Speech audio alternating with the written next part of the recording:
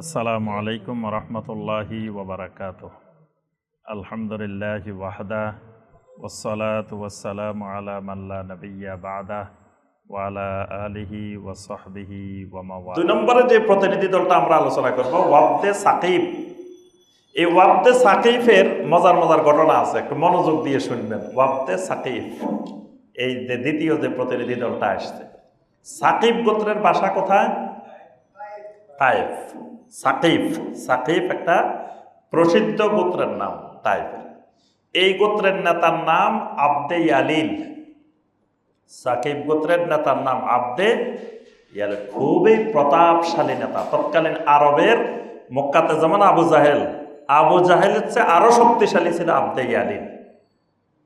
তায়েফের সাকিফ গোত্রের নেতা, মানে তৎকালীন দুনিয়ার কয়েকজন নেতার মধ্যে একজন হলো আবদে ইয়ালিল।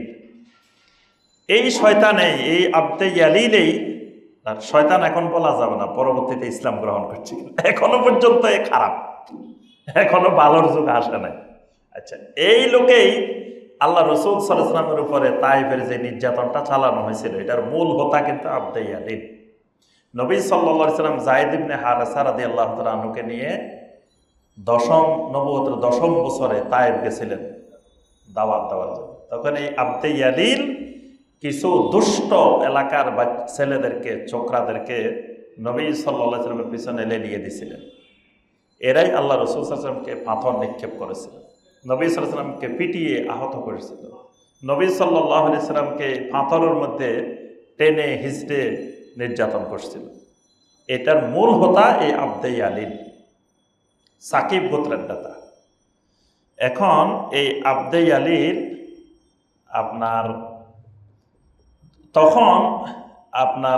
যখন নবী সাল্লাল্লাহু আলাইহি ওয়াসাল্লামের উপরে নির্যাতন হয়েছিল, তখন জিবরিল আলাইহিস সালাম এসে কি বলছিলেন, যে পাহাড়ের ফেরেশতাকে নিয়ে আসা হয়েছে, আপনি শুধু অর্ডার দেন, অনুমতি দেন, দিলেই তাদেরকে দুই দিক থেকে পাহাড় এসে পিষে ফেলবে।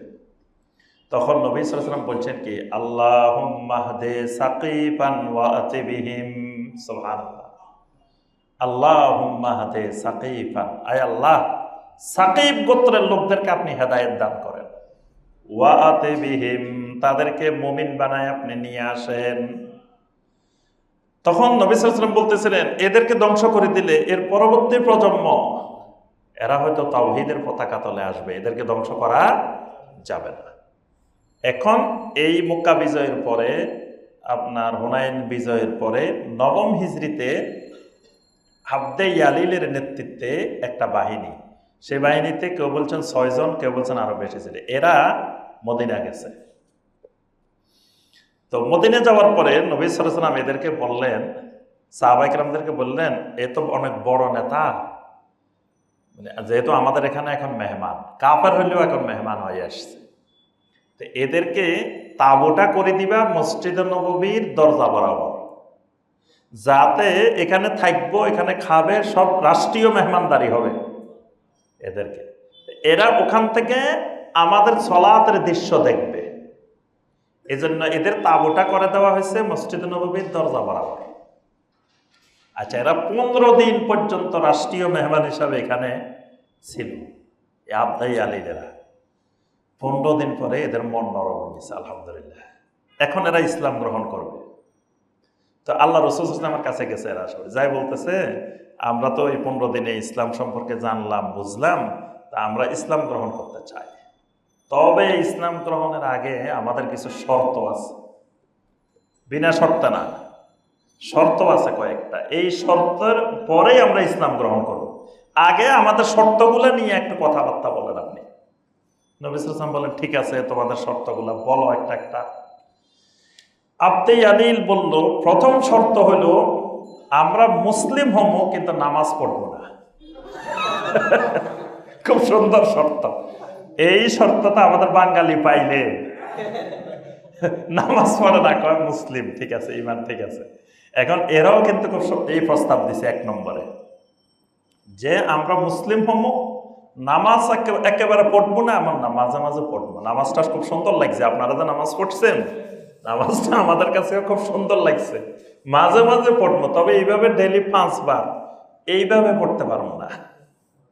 তখন আল্লাহ রাসূল সাল্লাল্লাহু আলাইহি ওয়াসাল্লাম জবাব দিয়েছেন কি, লা খায়রা ফি দীনিন লা রুকুআ ফি। মুসনাদে আহমদের হাদিসে আসছে, নবী সাল্লাল্লাহু আলাইহি ওয়াসাল্লাম এদেরকে বলছেন লা খায়রা ফি দীনিন, আরে ওই ইসলাম গ্রহণের মধ্যে কোনো কল্যাণ নাই, লা রুকুআ ফি, যে ইসলামে রুকু নেই। কথাটা বুঝে আসছে? যে ইসলামে নামাজ নাই, ওই ইসলামের মধ্যে কোনো কল্যাণে নাই, ওই ইসলাম তোমাদের দরকারে নাই। হ্যাঁ, তোমরা ইসলাম গ্রহণ করলে 5 ওয়াক্ত নামাজ পড়তেই হবে। যদি মনে করে যে না নামাজ পড়বো না, এমনি মুসলমান থাকবো, এই ইসলামে কোনো কল্যাণ নাই। নবী সাল্লাল্লাহু আলাইহি ওয়াসাল্লামের কথাটা দেখেন, লা খায়রা ফি দীনিন লা রুকুআ ফিহি, যে ইসলামের মধ্যে, যে দ্বীনের মধ্যে নামাজ নাই, ওই দ্বীনে কোনো কল্যাণ নাই। আচ্ছা, এবার এরা মনে মনে রাজি হয়েছে, না ঠিক আছে তাইলে এটা। এবার 2 নম্বর শর্ত। 2 নম্বর শর্ত হলো, আমরা আপাতত কিছুদিন যাকাত দিব না, আর কিছুদিন জিহাদে যাব না, এই শর্তে রাজি হন। সাহাবায়ে কেরাম বললেন না, এটা রাজি হওয়া যায় না, যাকাত দিবে না, মুসলমান থাকবে, জিহাদে যাবে না, এটা কেমনে হয়? নবী সাল্লাল্লাহু আলাইহি ওয়াসাল্লাম এটাতে নমনীয়তা দেখাইছেন, বলছে যে না ঠিক আছে, সাইয়াতাসাদ্দাকুন, অচিরেই তারা যাকাত দিবে, হয়তো 2-1 বছর দিবে না। আর ওয়ায়ুজাহিদুনা ইজা আসলামু, সুনান আবু দাউদের হাদিস, নবী সাল্লাল্লাহু আলাইহি ওয়াসাল্লাম বলেন এরা ইসলাম গ্রহণ করলে জিহাদ করবেই। আপাতত ওদেরকে রুখসত দেওয়া গেল, যাকাত এবং জিহাদ সাময়িক রুখসত দিছে। এবার আসেন 3 নম্বর শর্ত। 3 নম্বর শর্ত কি? ইয়া রাসূলুল্লাহ সাল্লাল্লাহু আলাইহি ওয়াসাল্লাম, আমরা তো বিভিন্ন জায়গায় সফরে থাকি, আমরা তায়েফের লোকেরা পৃথিবীর তৎকালীন যুগের সবচেয়ে সভ্যতা, সাংস্কৃতিক, কালচারাল দিক থেকে তারা সবচেয়ে আগানো, তো আমাদেরকে একটু জেনা করার অনুমতি দেন, আমরা মুসলমানও থাকবো, জেনাও করবো, এটাতে যাতে গুনাহ না হয়। তখন নবী সাল্লাল্লাহু আলাইহি ওয়াসাল্লাম বললেন, আমি তো পারমিশন দিতে অসুবিধা নাই, কিন্তু আমি যে আল্লাহর নবী, সে আল্লাহ তো পারমিশন দেয় না। নবী সাল্লাল্লাহু আলাইহি ওয়াসাল্লাম সূরা বনী ইসরাঈলের 32 নম্বর আয়াতটা তেলাওয়াত করে শুনাইছেন, ওয়ালা তাকরাবুজ জিনা ইন্নাহু কানা ফাহিশা ওয়া সাআ সাবিলা। আল্লাহ বলে দিয়েছেন জিনা তো করবে না, জিনার ধারে কাছেও নিকটবর্তী হইবে না, কারণ জিনা হলো ফাহিশা, এটা হলো সবচেয়ে মন্দ রাস্তা, খারাপ রাস্তা। দেখেন এদের প্রস্তাবগুলো কি মজার প্রস্তাব, মুসলমান হইব কিন্তু এগুলা মানবে না। এই প্রস্তাব পাইলে তো বাঙালির বহুত সুবিধা হইতো, যে ইসলামটা খুব সহজ হয়ে যেত। এবার 4 নম্বর প্রস্তাব। 4 নম্বর প্রস্তাব হলো, আমরা তায়েফের লোকেরা কিন্তু সব ধনী মানুষ, অনেক টাকা পয়সার মালিক, আর আমাদের ব্যবসার একটা বড় মাধ্যম হলো আমরা সুদি কাজ কারবার করি, আমরা সুদখোর, আমাদেরকে সুদের পারমিশন দেন, মুসলিমও থাকবো আবার সুদও খাবো। তখন আল্লাহ রাসূল সাল্লাল্লাহু আলাইহি ওয়াসাল্লাম সূরা আল বাকারা 278 নম্বর আয়াতটা তেলাওয়াত করে তাদেরকে শুনাইছেন, ইয়া আইয়ুহাল্লাযীনা আমানুত্তাকুল্লাহ ওয়া দারু মা বাকিয়া মিনার রিবা ইন কুনতুম মুমিনিন। আল্লাহ বলেন, ওই ইমানদাররা আল্লাহকে ভয় করো, যদি তুমি সত্যিকারের ইমানদার হও তাহলে সুদ ছেড়ে দাও, সুদের সাথে কোনো সম্পর্ক ইমানদারের থাকা যাবে না, তাহলে তোমাদেরকে এটা পারমিশন দেওয়া যাবে না। আচ্ছা, এবার আসেন 5 নম্বর প্রস্তাব। 5 নম্বর প্রস্তাব হলো, আমরা কিন্তু মদ বানাই, এবং বিশ্বের মধ্যে সবচেয়ে উন্নত মদ আমরা তায়েফের লোকেরা বানাই, কারণ আমাদের এখানে প্রতি বছর ওকাজ মেলা হয়, ওকাজ মেলা সারা ওয়ার্ল্ডের লোকেরা আসে, সেখানে আমরা মদ সাপ্লাই দিই, বিশ্বের সবচেয়ে উন্নত মদ। এই মদের পারমিশন দিয়ে দেন, আমাদেরকে লাইসেন্স দিয়ে দেন, আমরা এখানে মদ বানাবো, মদ সাপ্লাই করবো, এটা নিষেধ করিয়েন না। এটা তো মদ বন্ধ হলে আমাদের বিশাল একটা বাণিজ্যিক ক্ষতি হয়ে যাবে। তখন আল্লাহ রাসূল সাল্লাল্লাহু আলাইহি ওয়াসাল্লাম এদেরকে সূরা আল মায়দার 90 নম্বর আয়াতটা তেলাওয়াত করে শুনাইছেন, ইয়া আইয়ুহাল্লাযীনা আমানু ইন্নামাল খামরু ওয়াল মাইসিরু ওয়াল আনসাবু ওয়াল আজলামু রিজসুম মিন আমালিশ শাইতান ফাজতানিবুহু লাআল্লাকুম তুফলিহুন। আল্লাহ রাসূল সাল্লাল্লাহু আলাইহি ওয়াসাল্লাম বলেন, এই অনুমোদন দেওয়া যাবে না। কয়টা গেছে প্রশ্ন? এবার 6 নম্বরটা আরো মজার। 6 নম্বরটা বলতেছে, আচ্ছা শুনেন, বর্তমান দুনিয়ার সবচাইতে বড় দেবী এক নম্বর দেবী দেবতা আমাদের এখানে তাইফে। তো এই দেবীর ব্যাপারে, মানে এটা দেবতা না, এটা দেবী, মহিলা। এই দেবীর ফয়সালা কি হবে? আমাদের দেবী কি করবেন? ওদের দেবীর নাম রাখছে লাত। লাতটা আল্লাহ শব্দের মুয়ান্নাস, মানে আল্লাহ হলো পুরুষ, আল্লাহর স্ত্রী হলো লাত। ডাইরেক্ট আল্লাহর সাথে কানেকশন এটা, কিন্তু এই জন্য এটা পৃথিবীর এক নম্বর ওদের দেবতা, দেবী। আবার এটাকে, আর এটার আরেকটা নাম হলো রাব্বাহ, মানে আল্লাহ হইলেন রব, আর রবের স্ত্রীলিঙ্গ হলো কি রাব্বাতু, রাব্বাহ, মানে এটা আল্লাহর স্ত্রী, নাউজুবিল্লাহ। এখন আমাদের এর কি হবে? রাব্বার কি হবে? আমাদের লাতের কি হবে? এই ফয়সালা দেন, এটা সবচেয়ে গুরুত্বপূর্ণ। আল্লাহ রসুলকে বললেন যে এটার ফয়সালা আমাদের জন্য সবচাইতে গুরুত্ব। তখন আল্লাহ রসুল বললেন, মক্কা মুকাররমায় তোমাদের দেবীদের যে পরিস্থিতি হয়েছে মক্কা বিজয়ের পরে, তারপরে মদিনার আনাচে কানাচে মূর্তির দেবতার যে পরিস্থিতি হয়েছে, এটারও একই পরিস্থিতি হবে। এই কথা বলার সাথে সাথে সবগুলা লাফ মারি কয়, এই খবর যদি আমাদের দেবী এখন শুনে, আমরা তো আর তাইফে ফিরিয়ে যেতে পারবো না। মানে তাদের বিশ্বাসটা দেখেন কোন জায়গায়। কয়, আমরা যে আপনার সাথে এটা কথাটা কইতেছি, এই খবরটা যদি দেবী এখন শুনি যায়, আমরা আর তাইফ পর্যন্ত ফিরিয়ে যেতে পারবো না। মানে আমাদের দেবী আমাদেরকে ধ্বংস করে ফেলবে, যে তাকে নিচ্ছিন্ন করার ষড়যন্ত্র করতেছি আমরা মদিনায় বসি, এই খবর পাইলে আমাদের দেবী আমাদেরকে তাইফে যাইতে দিবে না। ওমর রাদিয়াল্লাহু তাআলা লাফ মারি উঠে কয়, এরা কয় কি?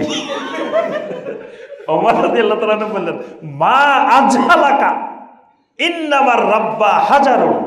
ওমর বললেন, আরে দুনিয়ার সবচেয়ে বড় জাহেলে না সেগুলা দেখতেছে। মা আজহালাকা, তোমাদের চেয়ে বড় জাহেল দুনিয়াতে আর কে আছে? ইন্নামার রাব্বা হাজারুন, তোমাদের লাত, তোমাদের রাব্বা একটা পাথর, হে তোমাদের কি করবো? এরা কয় দেবী এদেরকে মারি ফেলবো, এদের দেবীর ভয়ে আর তাইফ যেতে পারবো না। কয় এটা একটা পাথর, পাথরে তোমাদের কি করবো? আর তোমরা তো দুনিয়ার সবচেয়ে বড় জাহেল, আমি মনে করতাম তোমরা কিছু জানো। এরা উঠে কয়, তোমার সাথে আমরা কথা বলতে আসি না, তুমি চুপ করো। আবদাই আলীল কয়, তোমার সাথে আমরা কথা বলতে আসছিনি, তুমি চুপ করো, আমরা যার সাথে কথা বলতেছি উনি বলবে। তখন আল্লাহ রাসূল সাল্লাল্লাহু আলাইহি ওয়াসাল্লাম বললেন, শোনো, যে আমি পৃথিবীতে এসেছি শিরিককে উৎখাত করার জন্য, আর এটা শিরিকের একটা কেন্দ্র, এটা উৎখাত করা আমার দায়িত্ব নবী হিসাবে। আচ্ছা, এরা কয় ঠিক আছে আল্লাহ রাসূল, আপনি যদি উৎখাত করেন তবে আমাদের হাতে এই দায়িত্বটা দিয়েন না, আপনি মদিনা থেকে কিছু লোক পাঠাইবেন, তারা গিয়ে কাজটা কারবারটা সমাধা করবে, আমরা কিন্তু এটা দ্বারা কাছে নাই। আল্লাহ রাসূল বলেন, ঠিক আছে, তোমরা কিচ্ছু করা লাগবে না, আমি এখান থেকে মদিনা থেকে লোক পাঠাবো, তারা গিয়ে কাজটা করবে। আচ্ছা, তারা রাজি হয়েছে। এরপরে কয় সর্বশেষ কথা, যে আমরা তো কিছু জানি না, এলেম কালাম নাই, আমাদেরকে একজন ইমাম সাহেব দিয়ে দেন, আমাদের সাথে একজন ইমাম সাহেব দেন। তো ইমাম সাহেব হিসেবে আল্লাহ রাসূল সাল্লাল্লাহু আলাইহি ওয়াসাল্লাম নির্বাচন করলেন ওসমান ইবনে আবিল আস আস-সাকাফি রাদিয়াল্লাহু তাআলা। উনি বয়সে ছোট্ট, খুব কম বয়সী, কিন্তু তিনি ইসলাম গ্রহণের পরে আবু বকর রাদিয়াল্লাহু তাআলার সোহবতে ছিলেন, আবু বকর থেকে এলেম শিখছেন। তখন আল্লাহ রাসূল তাকে ইমাম বানাই দিয়েছেন। উনি সাকিব গোত্রের ইমাম, নামাজও পড়াইবেন, তাদের সব তালিম দিবেন, তাদের আমির। এখন তাদের সাথে উনি গেছেন। আচ্ছা, এরা যাইতে যেতে একজন আরেকজনকে বলতেছে, শোনো, ওখানে যাই কিন্তু আমরা যে মুসলিম হয়েছি এই কথা কিন্তু বলা যাবে না, গোপন রাখতে হবে। ওখানে যাই যদি শুনে যে আমরা মুসলিম হয়ে গেছি, তা আমাদেরকে মেরে ফেলবে সবাই, ওইটা বলা যাবে না। তো কি করতে হবে? চুপচাপ। আচ্ছা, চুপচাপ সবাই গেছে। যাওয়ার পর লোকেরা দলে দলে আসতেছে, যে এরা 15 দিন থাকি আসছে মদিনা থেকে, কি খবর নিয়ে আসছে। তখন আবদাই আলীল বলল, আচ্ছা শোনো, মুহাম্মদ সাল্লাল্লাহু আলাইহি ওয়াসাল্লাম আমাদেরকে বলছেন যে হয় তোমরা ইসলাম গ্রহণ করো, শিরিক থেকে ফিরে আসো, না হয় যুদ্ধের জন্য প্রস্তুতি নাও। আল্লাহ রাসূল আমাদেরকে এটা বলে দিচ্ছে। এরা লাফ মারি উঠে, কিসের ইসলাম? আমরা যুদ্ধ করব, আমরা ইসলাম গ্রহণ করব না, আমরা সবাই কি করব? মুহাম্মদ সাল্লাল্লাহু আলাইহি ওয়াসাল্লামের বিরুদ্ধে যুদ্ধ করব। তা আবদাই আলীল বলল, ঠিক আছে, তাহলে যুদ্ধের প্রস্তুতি শুরু করে দাও। সবাই মানে বাড়িতে গিয়ে সবাই যুদ্ধের প্রস্তুতি করতেছে, করতে করতে 3 দিন গেছে। 3 দিন পরে সবগুলো আবার আসছে আবদে ইয়ালিলের কাছে, আসে বলতেছে যেখানে সারা পৃথিবীর বড় বড় শক্তি মুহাম্মদ সাল্লাল্লাহু আলাইহি ওয়াসাল্লামের কাছে পরাজিত হয়েছে, আমরা কেমনে যুদ্ধ করব? 3 দিন পরে কয়, প্রথম তো আবেগের ঠেলায়, জোশের ঠেলায় বলে ফেলছে যুদ্ধ করব, এবার কয় সবাই পরাজিত হয়ে গেছে, আমরা কি যুদ্ধ করবেন?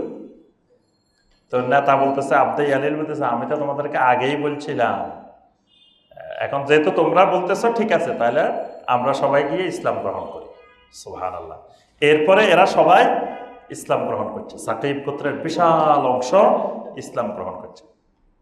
এখন আল্লাহ রাসূল সাল্লাল্লাহু আলাইহি সাল্লাম নির্দেশনা পাঠাইলেন যে আগামী সপ্তাহে প্রতিনিধি দল আসবে কি ভাঙ্গার জন্য? মূর্তি ভাঙ্গার জন্য। লাতকে রাব্বাকে ভাঙ্গার জন্য আগামী সপ্তাহে প্রতিনিধি দল আসবে।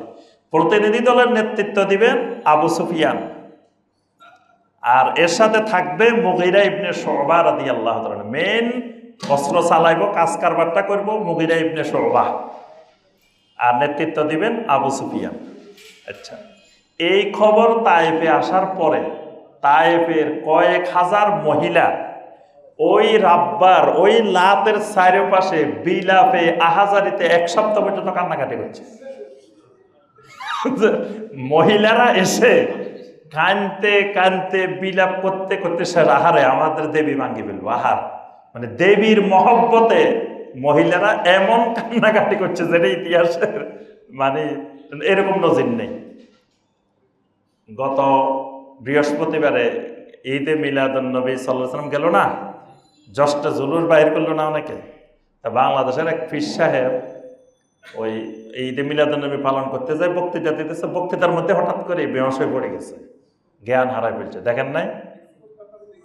ফরিদপুরে এক মাঠের মধ্যে পীর সাহেব বক্তৃতা দিচ্ছেন, হঠাৎ করে ঈদে মিলাদুন নবীর বক্তব্যের মধ্যে উনি জ্ঞান হারায় পড়ে গেছে। পরে ওনাকে গাড়িতে করে নিয়ে যাচ্ছে। তো তখন দেখি কি ফেসবুকে আছে যে মহিলা মুরিদানেরা বিলাপ করতে করতে কাঁদতে কাঁদতে পীর সাহেবের জন্য শেষ। মহিলা মুরিদান। তো এদেরকে দেখে আমার মনে হলো ওই যে লাতের সাকিব গোত্রের চারপাশে হাজার হাজার মহিলা 1 সপ্তাহ ধরে বিলাপ করছে খালি যে লাত ভাঙ্গিয়ে ফেলবো, রাব্বা ভাঙ্গিয়ে ফেলবো। মানে রাব্বার সাথে লাতের সাথে তাদের এইরকম জান প্রাণ সম্পর্ক। আচ্ছা, প্রতিনিধি দল গেছেন, যাওয়ার পরে মুগীরা ইবনে শুবা রাদিয়াল্লাহু তাআলা আনহু বললেন যে তোমরা আসো সবাই সাকিব গোত্রের লোকেরা, আজকে এটা ভাঙ্গার কাজ শুরু হইব। তখন এরা কয় যে মুগীরার কপাল খারাপ, মুগীরা কিন্তু শেষ হয়ে যাবে আজকে। মানে দেবীর এত পাওয়ার, দেবী বাইন্ত আসছে কে? মুগীরা ইবনে শুবা। তো মুগীরা ইবনে শুবা ধ্বংস হয়ে যাবে আজকে। সবাই এটা দেখার জন্য বসে রয়েছে যে এই দেবী, তাদের বিশ্বাস যে একে কেউ ভাঙতে পারবে না। তখন মুগীরা ইবনে শুবা রাদিয়াল্লাহু তাআলা গিয়ে সর্বপ্রথম বিসমিল্লাহ আল্লাহু আকবার বলে আঘাত করছে। আঘাতে মানে এটা এত শক্ত পাথরগুলা চারিদিকে দেবীটাকে বানানো হয়েছে, এই আঘাতে উনি উল্টা পড়ে গেছে। মানে এত জোরে আঘাত করছেন, উনি আঘাতের উল্টা পড়ে গেছেন। পরে উনি মানে বেহসের মতো হয়ে গেছেন। এরা সবাই চিৎকার দিয়ে উঠে বলতেছে আবাদাল্লাহুল মুগীরা কাতালাহু রাব্বা। আর আমরা ততদিন বলছি আমাদের কথা কেউ কানে নেয় নাই। দেখো এই যে গেছে মুগীরা, শেষ। মুগীরারে বিশ্বাস করে দিছে। মুগীরা ইবনে শুবা রাদিয়াল্লাহু তাআলা এই কথা শুনি লাফ মারে উনি উঠে গেছে। উঠে বলতেছে কাব্বাহাকুমুল্লাহ ইয়া মাশারা সাকিব। হে সাকিব গোত্রের লোকেরা, আল্লাহ তোমাদের ধ্বংস করুক, আল্লাহ তোমাদের অমঙ্গল করুক। ইন্নামা হিয়া লাকাউ হিজারাতিন ওয়া মাদারিন। আরে এই সাকিব, এই লাত, এই রাব্বা তো একটা পাথর। পাথরের কি ক্ষমতা আমাকে কিছু করার? আমি একটু জোরে আঘাত করছি, এই জন্য একটু আমি ব্যথা পাইছি বা আমি, কিন্তু এটা আমার কি করবে? আর তোমরা দেখি এটার বিশ্বাস করে বসে আছো। ফাআকবালু আফিয়াতাল্লাহি ওয়াবুদু। ও সাকিব গোত্রের লোকেরা, আল্লাহর নিরাপত্তায় বিশ্বাস করো, আল্লাহর ইবাদতে ফিরে আসো, এটাকে ছেড়ে দাও, এটা পরিত্যাগ করো। এরপরে মুগীরা ইবনে শুবা রাদিয়াল্লাহু তাআলা উঠে তার সাথে আরো কয়েকজন সাহাবী ছিলেন, একেবারে ব্যঙ্গে চোরে এটা শিকড় পর্যন্ত তুলে ফেলছেন। তুলে এই শিরিককে এখান থেকে উৎখাত করে নির্মূল করছেন তাইফের থেকে। এইভাবে পৃথিবীর সবচেয়ে বড় দেবীর, সবচেয়ে বড় দেবতা উৎখাত হয়েছে এই সাকিব গোত্র।